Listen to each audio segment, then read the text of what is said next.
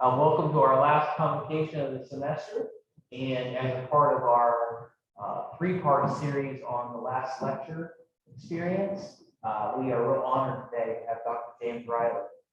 James has been at the University or Pikeville College since September of 1987, which is incredible.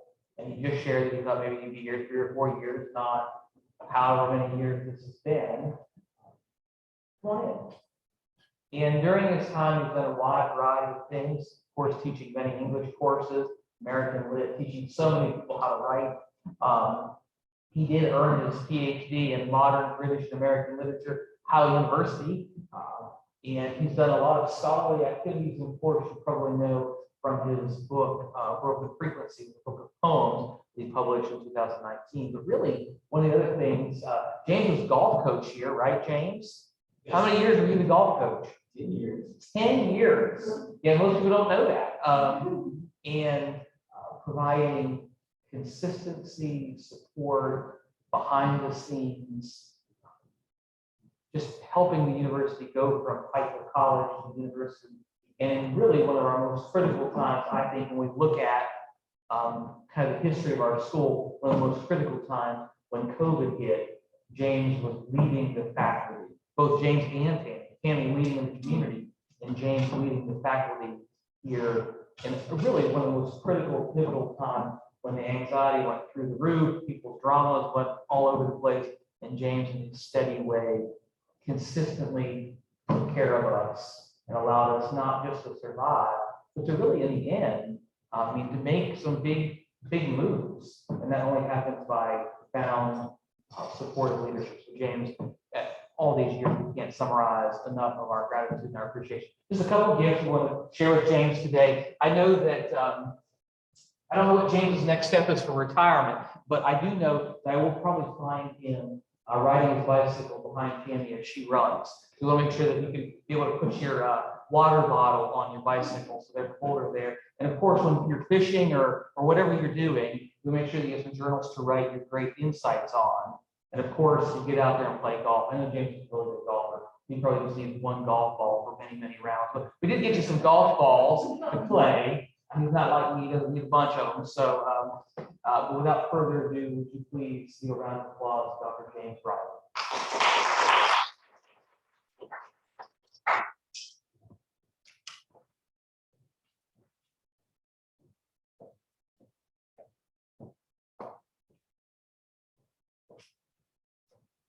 Well, thanks, Rob.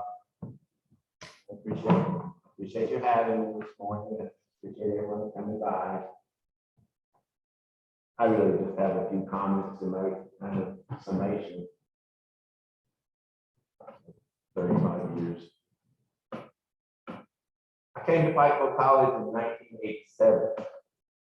There were approximately 40 faculty members at that time and around 450 students, 75% commuters and 75% women. We had a men and women's basketball team and a men and women's baseball team, and no elevators. The 99 steps was more than a symbol in those days. You literally had to climb those steps every day to get to class. The library was a room on the 4th floor of Brecken Memorial. The cafeteria was on the 2nd floor of Wickham, and the current library was an asbestos-filled wing of the old Pikeville Hospital. My first year, I had 8 different preps. I taught 8 different classes. We didn't have a communications major. We had a speech class, which I taught. I also taught introduction to journalism. We didn't have a theater department. We had intro to theater, another course that I taught. I taught English 111 and 112, linguistics and creative writing, 8 courses. When we started the communications major, I didn't teach speech or journalism anymore. And when we started the theater program, I didn't teach theater anymore. Most of my classes that first year eventually became majors. Because I was a writer, or fancied myself one, I started a literary magazine that first year, the Pikeville Review. because I was afraid, living in what seemed to me at the time a fairly remote area, I would be isolated from other writers. I edited the Pikeville Review for 10 years, and I became friends with James Still, Jim Wayne Miller, Ed McClanahan, and Chris Holbrook, and over the years, they all came to Pikeville to read. In '97, Pikeville College started a golf team. I had played golf since I was 7 years old and actually considered a professional career before I met Faulkner and Joyce and F. Scott Fitzgerald. So I became the Pikeville College NAIA golf coach. I coached the golf team for 10 years and resigned only when I became the coordinator of the English program, a position I held for another 10 years.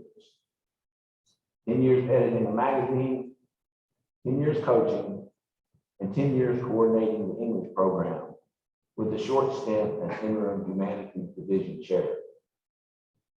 I would have phoned the last 5 years in if it weren't for a 2-year world pandemic and the good fortune of being elected undergraduate faculty chair.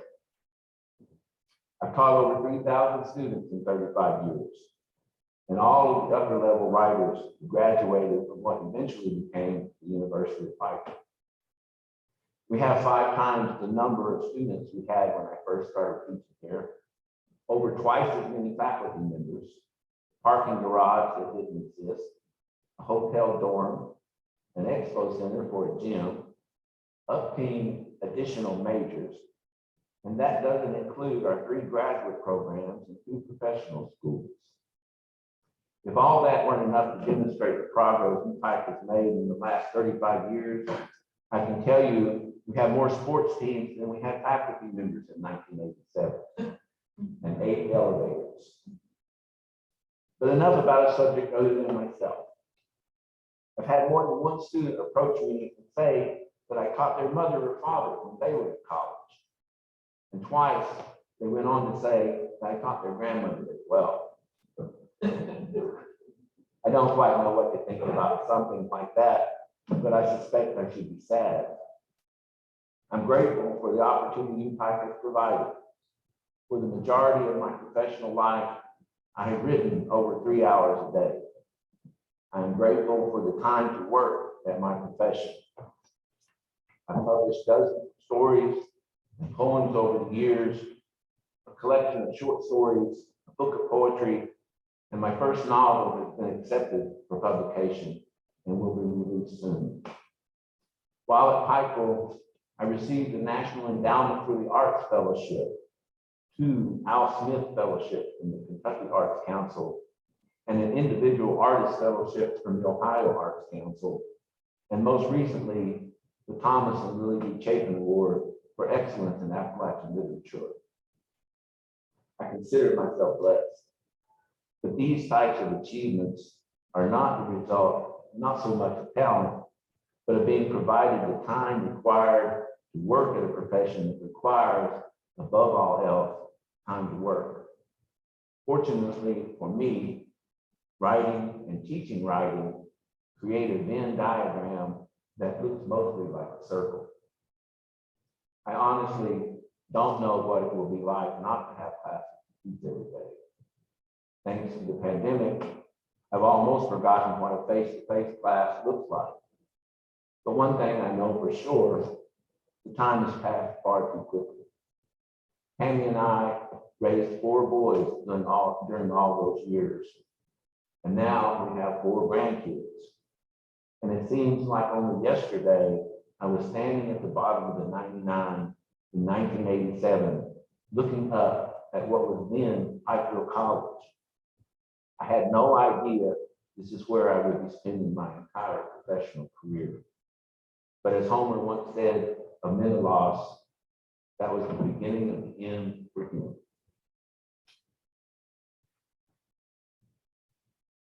I will conclude with a short poem. How to leave a room. By walking slowly backwards for dramatic effect. Keeping a close eye on those with plans for an after party, should there be such a thing as an after party.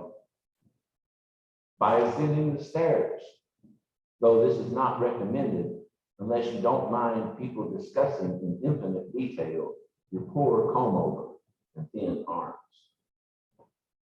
Unbeknownst to those debating carpentry skills and current events in somber tones, their ethos unchanged, their very belief systems founded on the presence of load-bearing walls. With much fanfare and applause, one hand parade waving goodbye to all those who have gathered to witness, with decorum if not grace, the departure in such grand fashion, without looking back, without the fear of being alone or of what lies ahead, the music from the next room playing Who Will Miss You When You're Gone. Thank you.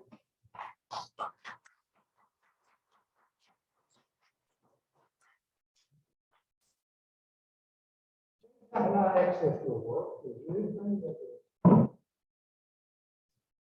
I like reading. There's a little online, not a lot of it online.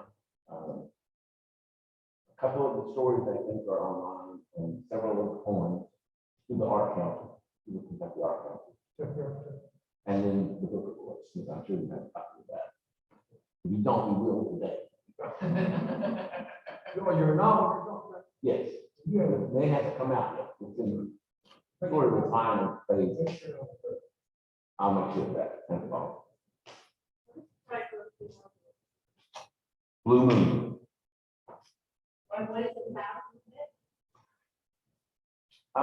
It's about a family and the husband wakes up, or the husband and the wife get in a fight one night and the wife disappears. And the book is about what happened to her, but the real story is the husband happened to raise the kids without her. That's the basic conflict is the father knows nothing about kids. He's got 3 on his hands suddenly and doesn't know what to do.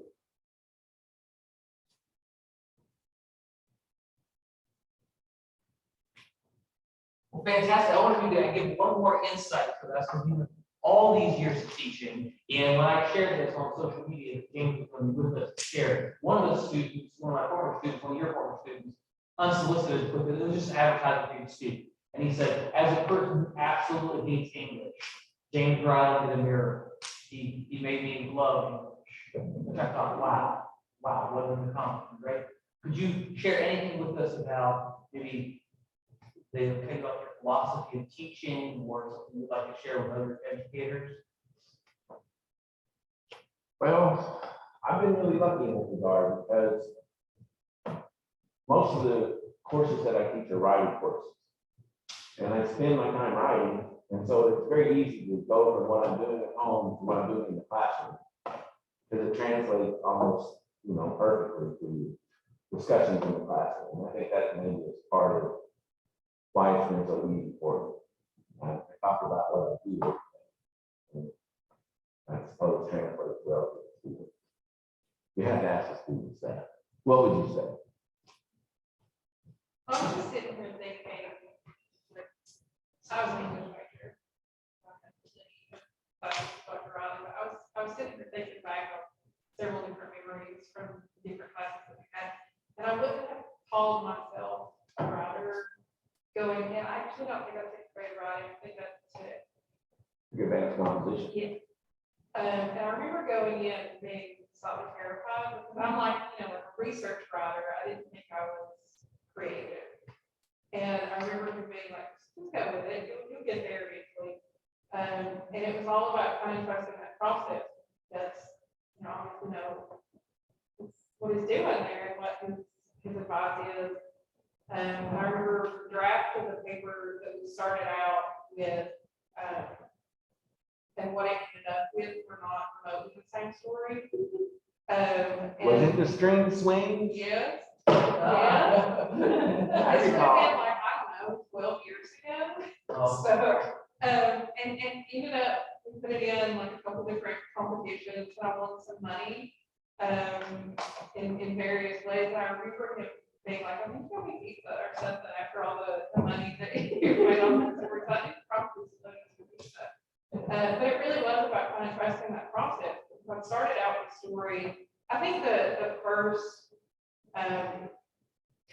instruction was that we were to write this page of just kind of the first story that came to mind of the initial character. It was myself and my best friend from high school. And then kind of in the middle of the story, we were to insert a totally different story, like characters. And it ended up, ultimately, we scrapped my best friend. I mean, she was great, but she wasn't story worthy. The way that my grandmother and my great aunt.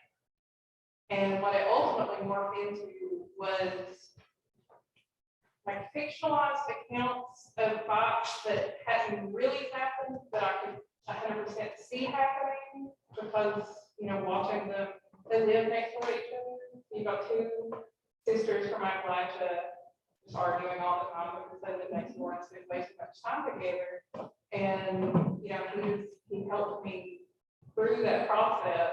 And I mean, it's kind of funny at times, and sad at times. And when we got to senior seminar, I wrote another one with remember as well as the strength links. But, you know, it was just, it was like it unlocked a totally different person that I didn't know was in there. It was all good.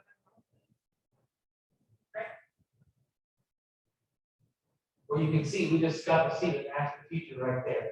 Remember back how many years? The advanced comp was probably 12. Wow. Yeah. And you remembered it? Yeah, he remembers it, and you were talking about it as if we were working on it last week. Or like Yeah. last week, you know? Yeah. So, I think that is, this interaction, these moments are what UPike is, because like some of us have, we're here for a couple of years, like whatever, we've got to study, we have to school, whatever. But the people that are in UPike, literally, like, we're a part of the shape. Like, almost like in Moana, where the mountain becomes the lady and she becomes back, and like, it's, you can't leave because you're a part of what it is. I love it. Love it. And now I'm sad that I never got to do it. thank you. Yes. We're gonna write a book and keep it, and you can be our men. I think it's probably edited my So you have Blue Moon coming out, and then the question is, you have other stuff in the pipeline in your mind? I have another novel that's being considered in North Carolina. It's been there for a year, so Okay. it's way into the pipeline. And then I have a third novel. Okay.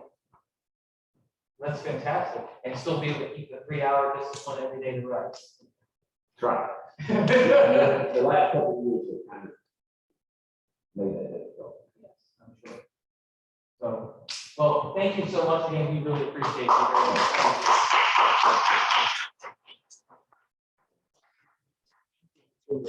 Okay, have a great day, guys. And this picture here, Jane, when was this taken? Amy says right before the pandemic. Oh, really? See y'all. Hey, Paul, thanks for coming, sir.